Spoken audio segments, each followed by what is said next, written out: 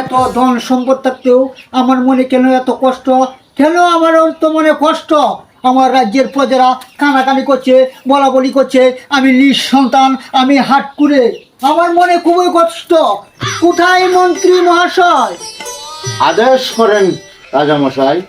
আমার মনের শান্তি নেই। এই রাজ্যের প্রজারা বলছে আমি নিঃসন্তান, আমি হাট করে, আমি মন্ত্রী মহাশয়, আমি আর এই রাজ্যে থাকবো না। কোথায় সেনাপতি? আদেশ করুন মহারাজা। আমার মনের শান্তি নেই সেনাপতি, আমার মনের শান্তি নেই মন্ত্রী।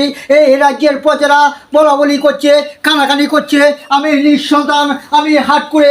আমার মুখ দেখলে এই রাজ্যের প্রজাদের পেটে হাত জুটে না। আমার মুখ দেখলে নাকি তাদের সারাদিন কষ্টেতে কেটে যায়। মন্ত্রী মহাশয়, সেনাপতি, আমি আর এই রাজ্যে থাকবো না।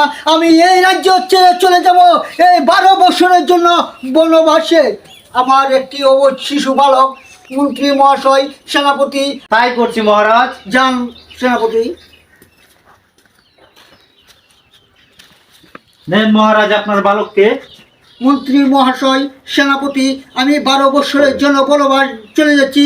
আমার এই শিশু বালককে মানুষের মতো মানুষ করবেন, লেখাপড়া শিখাবেন, তাকে এই সিংহাসনে বসাবেন মন্ত্রী মহাশয়। আসো। আর কি কথা মন্ত্রী মহাশয়, আমি যে বনবাসী চলে যাচ্ছি, আমার নানিমা যেন না জানে।